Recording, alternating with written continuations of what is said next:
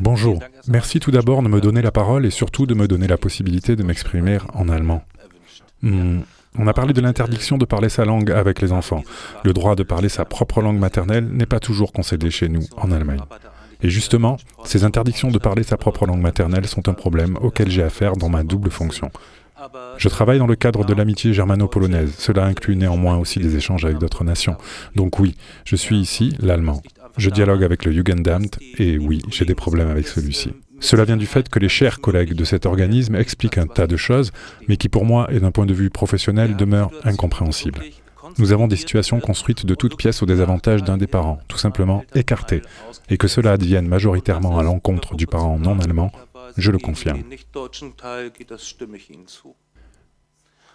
Donc la situation est telle que, pour ma part, je me suis exprimé pour dénoncer ce que je ne considère pas seulement comme une simple discrimination, le fait que nous pratiquons, à une certaine échelle, un véritable racisme institutionnalisé. C'est ce que nous vivons réellement. Alors nous pouvons accompagner certains collègues du bureau, les aider à aborder cette situation. J'ai pour ma part un diplôme allemand et on n'a pas besoin de m'expliquer ce qui est possible ou ce qui ne l'est pas, vu que j'ai étudié le sujet, les sciences sociales.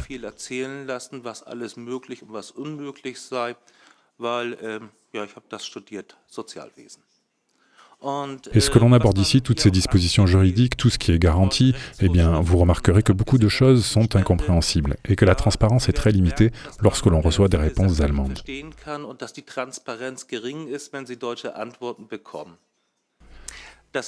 C'est en partie lié à l'histoire à laquelle on fait souvent allusion.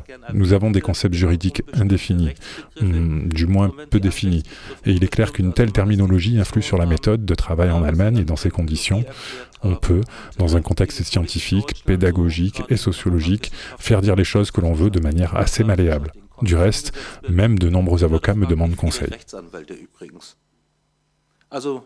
Nous travaillons dans un cadre interdisciplinaire entre avocats et spécialistes des sciences sociales et de la pédagogie en nous questionnant comment de telles situations arrivent à prendre corps.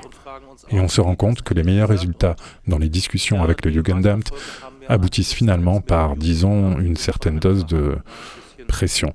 Mais pour faire pression avec le droit européen, c'est plus difficile. Je peux souligner celui-ci, mais là on me répond souvent qu'on ne s'y sent pas vraiment lié. Cela signifie donc que nous avons en Allemagne de beaux principes que nous n'appliquons pas, et personnellement, en tant qu'Allemand dans une équipe internationale, je ne peux que dénoncer l'attitude de l'Allemagne, car cela ne peut pas fonctionner ainsi.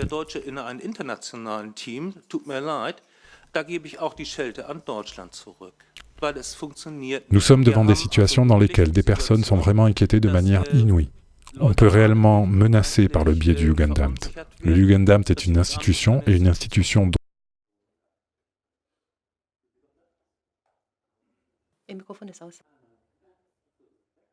Le Jugendamt est une institution et une institution dont, à juste titre, on peut avoir peur.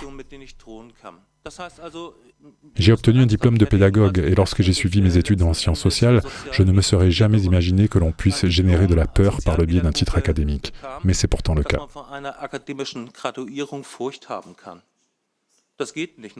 Cela n'est normalement pas envisageable. En Allemagne, c'est pourtant ce qui se passe.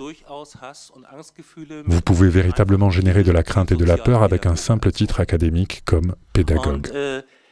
C'est en partie surprenant d'un point de vue scientifique, à vrai dire, mais disons, j'ai déjà fait état de ce que je perçois. Je vois que nous avons de sérieux problèmes à évoluer dans le contexte international, et que nous avons encore d'anciennes conceptions qu'il est nécessaire de reconcevoir. Et évidemment, il s'agit également d'argent et de pouvoir. Beaucoup de personnes l'ont déjà compris et clairement indiqué. Je ne peux, en tant qu'Allemand, que le confirmer. Je ne peux pas mieux exprimer les choses que de la manière par laquelle elles ont, dans leur structure, déjà été rapportées ici.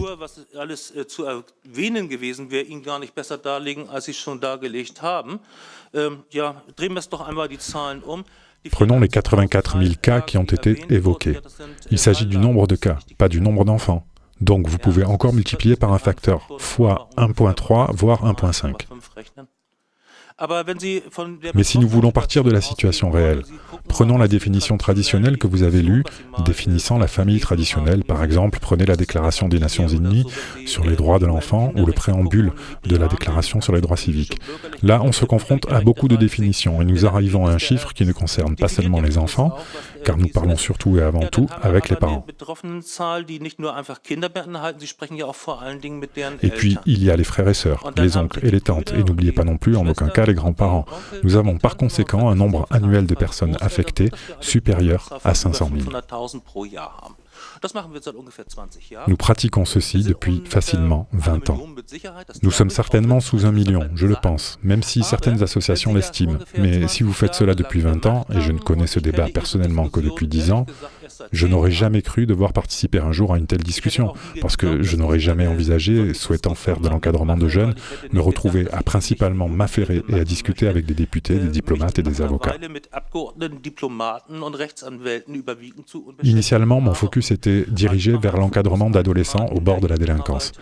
Je suis ensuite devenu trop vieux pour cette tâche, mais ce que m'ont appris 12 ans pendant lesquels j'ai prodigué les aides sociales pédagogiques aux familles pour le compte de l'État, et que nous avons une législation, SGB Art, c'est le registre des lois sociales numéro 8. Si vous prenez note du paragraphe 2 du SGB Art, vous verrez les fonctions qui sont celles normalement attribuées au Jugendamt.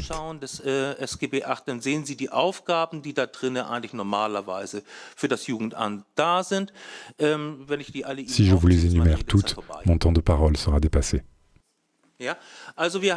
Nous avons donc le problème d'un Jugendamt en pratique omnipuissant et qui s'engage dans des domaines spécifiques dans lesquels il ne peut pas disposer de la compétence nécessaire et encore moins d'une vue d'ensemble de ce qui se passe dans d'autres cultures.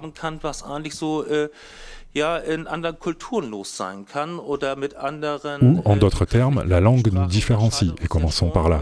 La question de la langue qui nous distingue des autres et le simple fait de pouvoir parler une langue ou de l'interdire fait déjà une énorme différence. Et si un enfant est confronté dès ses premiers mois à une langue étrangère comme l'allemand, la continuité est mise en question. Et nous parlons là de 6 mois et 1 jour.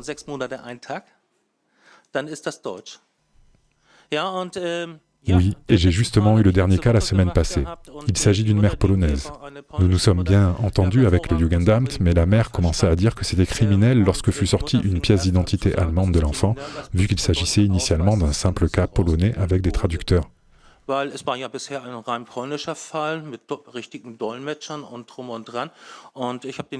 J'ai commencé par questionner les chers collègues. Est-ce que les autres pays trouvent cela bien lorsqu'ils voient leurs ressortissants rapidement annexés sans même une seule vérification ? Je vais déjà appeler le consulat et devoir demander ce qui se passe réellement. Donc voilà ce que je vis. Personne ne le croit au premier abord lorsque je le dis, mais je vis véritablement des situations dans lesquelles nous avons des dangers à prendre au sérieux et dans lesquelles même des personnes qui viennent aux instances européennes pour se plaindre seront parfois mises sous pression. Alors il est clair non seulement des pétitionnaires, mais aussi des personnels spécialisés que vous avez vus ici, ou peut-être à Bruxelles. Il y a environ 400 plaintes à Bruxelles. Et de mémoire, environ 300 touchaient l'Allemagne, en 2015 sous la présidence de Madame Wikström. Je connais personnellement une des référentes, dont je sais que les petits-enfants ont, le soir même de sa déposition, été pris en garde, de plus à 2 endroits différents. Il me paraît surprenant avec quelle synchronie cela peut se produire. C'est un fait relativement singulier. Et bien sûr, la cote de restitution est mauvaise.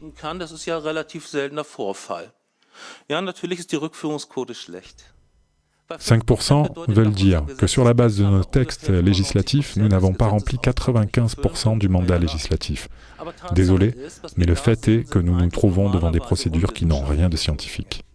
Ce sont des procédures non factuelles. Je m'en aperçois en tant qu'Allemand et n'aurais pas cru que de telles choses puissent être possibles avant d'avoir commencé de travailler dans le domaine des relations binationales. Maintenant, je suis convaincu que tout est possible. Et ce qui me semble la seule chose à conseiller est que les gens n'aillent pas sans assistance devant le Jugendamt. Et je dois véritablement mettre en garde les non-allemands face à leur naïveté, car je ne vais moi-même pas seul vers les administrations allemandes, justement parce que je suis allemand et ai fait ces études.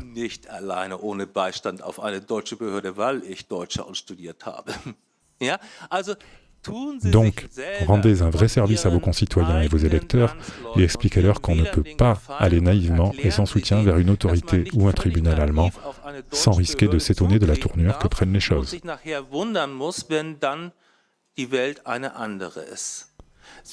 Vous ne revoyez un enfant certainement pas aussi vite qu'il vous est enlevé, et il ne s'intéresse aucunement au fait que la continuité était initialement une toute autre. Vous allez devoir apprendre à connaître très longtemps d'autres règles, et le Wächteramt, sorte de défenseur des intérêts du contribuable allemand, montre qu'il est clair que nous avons affaire à bon nombre de termes artificiels que vous ne pourrez pas déduire scientifiquement. C'est ainsi, la communauté étatique veille, ainsi stipulée dans la Constitution, c'est l'article 6, qui est censé sécuriser la famille, mais ce qu'est une famille, nous l'avons entre-temps maintes fois redéfini jusqu'à l'endroit où se trouve le frigo. Donc, soyez vigilants avec tout cela et prenez garde à ce qui découle de l'histoire et qui est naturellement souvent cité en Pologne, où j'entends à propos des Allemands, ce sont des nazis. Non, ne vous leurrez pas, le Jugendamt est déjà plus que centenaire. Il existait déjà avant la Première Guerre mondiale. Le comte Otto von Bismarck avait déjà œuvré dans ce sens, et le Reichsversicherungsordnung. La partie essentielle du droit social allemand issu de l'Empire germanique, elle est aujourd'hui encore en partie valide. Par exemple, je suis détenteur d'une licence spéciale issue de la loi sur l'homéopathie. Je suis agréé sur la base d'une loi datant de l'année 1939, ne prenez pas peur. Mais j'ai dû prouver tout cela pour un film documentaire tourné en Pologne auquel j'ai, à ce titre, participé en tant que conseiller. Donc, vous aurez des difficultés avec une très ancienne, très puissante, et disons, avec une institution qui, en moyenne, tous les 25 ans, doit de nouveau s'expliquer sur ses fausses routes.